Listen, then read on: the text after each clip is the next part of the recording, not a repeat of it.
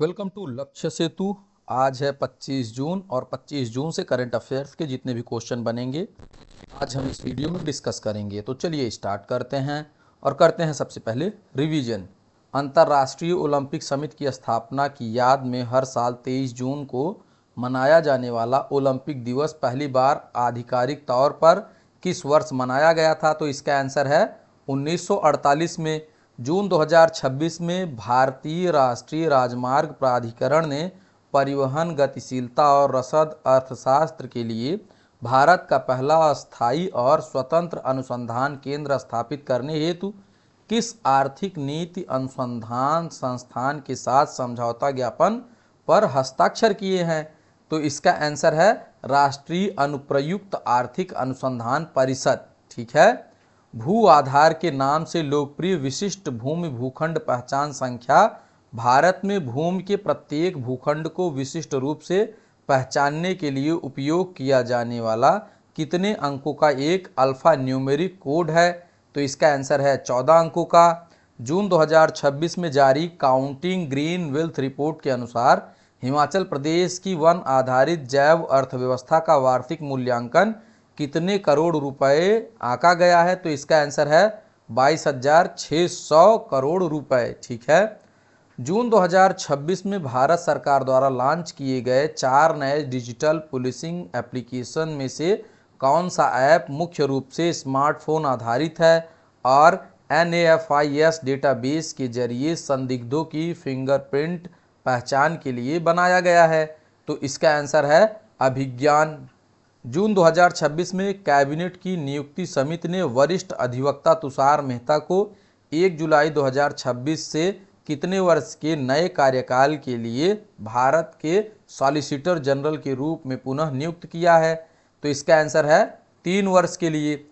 Crate के संस्थापक और प्रसिद्ध भारतीय उद्यमी कुणाल शाह को जून 2026 में मेटा प्लेटफॉर्म के तहत किस वैश्विक मैसेजिंग प्लेटफॉर्म का ग्लोबल हेड नियुक्त किया गया है? तो आंसर है व्हाट्सएप का। जून 2026 में फ्रांस के एवियन में आयोजित 52वें G7 शिखर सम्मेलन में विश्व नेताओं के समक्ष प्रदर्शित की गई लकडोंग हल्दी मुख्य रूप से भारत के किस पूर्वोत्तर राज्य से संबंधित है जिसे वर्ष 2024 में जियो टैग मिला था? तो इसका आंसर है मेघालय। जून 2026 में चीन के सांग्यू में आयोजित एशियाई रिले चैंपियनशिप में भारत की महिला टीम ने किस स्पर्धा में स्वर्ण पदक जीता है? तो इसका आंसर है महिलाओं की 4x100 मीटर रिले में। ठीक है। ये तो है कल का रिवीजन। अगर वीडियो आप लोगों को अच्छी लग रही हो तो वीडियो को लाइक शेयर सब्सक्राइब जरूर करें। ठीक है। तो चलिए आगे बढ़ते हैं और देखते हैं आज का सबसे पहला क्वेश्चन। अंतर्राष्ट्रीय संबंधों और वैश्विक निर्णय लेने में महिलाओं के योगदान की सराहना के लिए संयुक्त राष्ट्र द्वारा मान्यता प्राप्त अंतर्राष्ट्रीय महिला कूटनीति दिवस प्रतिवर्ष किस तिथि को मनाया जाता है? तो इसका आंसर है 24 जून को हर साल इसे मनाया जाता है। ठीक है। यह दिवस हर साल 24 जून को अंतर्राष्ट्रीय संबंधों, शांति स्थापना और विदेश नीति में महिला राजनयिकों के योगदान को सराहने के लिए मनाया जाता है। इसका मुख्य लक्ष्य कूटनीति और वैश्विक नेतृत्व के पदों पर लैंगिक समानता को बढ़ावा देना और बाधाओं को दूर करना है। जलवायु परिवर्तन, भू राजनीतिक संघर्ष और प्रवासन जैसी जटिल वैश्विक चुनौतियों के समाधान और अस्थायी शांति के लिए महिलाओं की समान भागीदारी को आवश्यक माना गया है।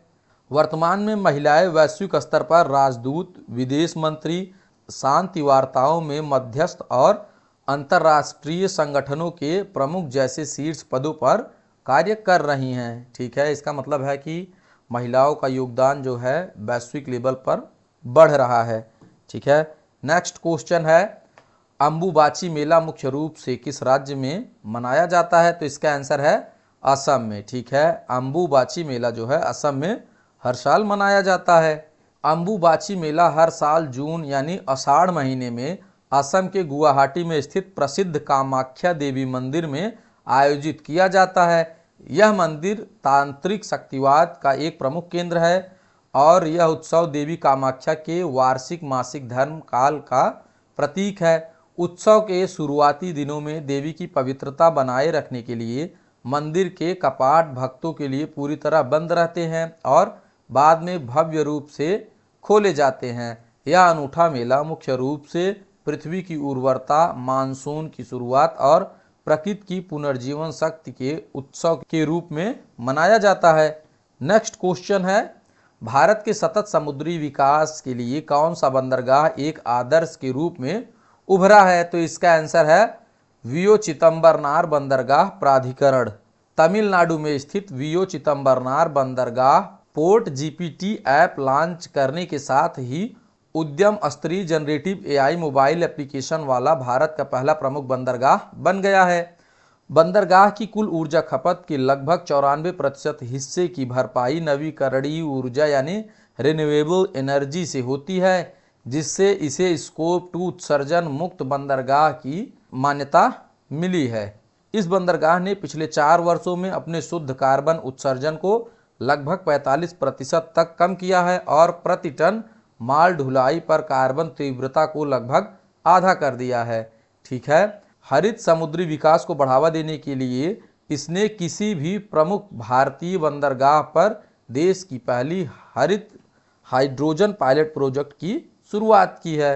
ठीक है, तो नेक्स्ट क्वेश्चन है, हाल ही में जारी QS world future skill index 2027 में भारत ने वैश्विक स्तर पर कौन सा स्थान हासिल किया है, जो एआई संचालित भविष्य के लिए देश की तैयारियों को दर्शाता है? तो इसका आंसर है 13वां स्थान भारत ने हासिल किया है। ठीक है, वैश्विक उच्च शिक्षा विश्लेषण फॉर्म क्यूएस द्वारा जारी सूचकांक 2027 में कुल 89 देशों के मूल्यांकन में भारत ने 100 में से 89.4 स्कोर के साथ 13वां स्थान हासिल किया है। ठीक है, यह सूचकांक 4 समान स्तंभों पर आधारित है, जिसमें कार्य का भविष्य श्रेणी में भारत ने दुनिया में शानदार 5वां स्थान और आर्थिक परिवर्तन में 14वां स्थान प्राप्त किया है। ठीक है, कौशल संरेखण में भारत वैश्विक स्तर पर 18वें स्थान पर और शैक्षणिक तत्परता में 22वें स्थान पर रहा है। सूचकांक में शीर्ष 3 स्थानों पर क्रमशः संयुक्त राज्य अमेरिका, ऑस्ट्रेलिया और यूनाइटेड किंगडम है। रिपोर्ट में भारत को एआई आधारित आर्थिक विकास के लिए सबसे मजबूत निम्न मध्य आय वाली अर्थव्यवस्था माना गया है। ठीक है, तो नेक्स्ट क्वेश्चन है, जून 2026 में उज्बेकिस्तान के खिलाफ मैच में शानदार प्रदर्शन कर 6 अलग अलग फीफा विश्व कप टूर्नामेंट में गोल करने वाले दुनिया के पहले फुटबॉलर कौन बन गए हैं? तो इसका आंसर है क्रिस्टियानो रोनाल्डो। ठीक है, क्रिस्टियानो रोनाल्डो जो हैं विश्व के सबसे पहले फुटबॉलर बन गए हैं। ठीक है, 41 वर्षीय पुर्तगाली स्टार क्रिस्टियानो रोनाल्डो ने वर्ष 2026 फीफा विश्व कप में उज्बेकिस्तान के खिलाफ गोल दागकर इतिहास के 6 अलग अलग विश्व कप संस्करणों में गोल करने वाले पहले खिलाड़ी का रिकॉर्ड बनाया है। ठीक है, तो नेक्स्ट क्वेश्चन है, हाल ही में राष्ट्रपति द्रौपदी मुर्मू द्वारा पद्म पुरस्कार 2026 समारोह के दूसरे चरण में सम्मानित की गई हस्तियों में शामिल रोहित शर्मा का संबंध किस क्षेत्र से है? तो इसका आंसर है ये खेल से संबंधित है। ठीक है, राष्ट्रपति द्रौपदी मुर्मू ने राष्ट्रपति आवास पर आयोजित औपचारिक अलंकरण समारोह के दूसरे चरण में विभिन्न क्षेत्रों की 62 विशिष्ट हस्तियों को पद्म पुरस्कारों से सम्मानित किया है। इस विशेष समारोह के दौरान कुल 65 पद्म पुरस्कार दिए गए हैं, जिसमें 2 पद्म विभूषण, 7 पद्म भूषण और 56 पद्मश्री पुरस्कार शामिल हैं।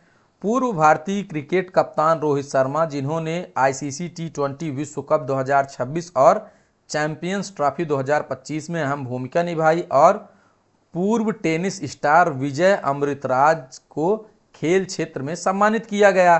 ठीक है, सिनेमा और संगीत क्षेत्र से अभिनेता आर माधवन, मलयालम फिल्म दिग्गज मम्मूटी और प्रसिद्ध पार्श्व गायिका अलका याग्निक को भी उनके उत्कृष्ट योगदान के लिए पद्म सम्मान दिया गया है।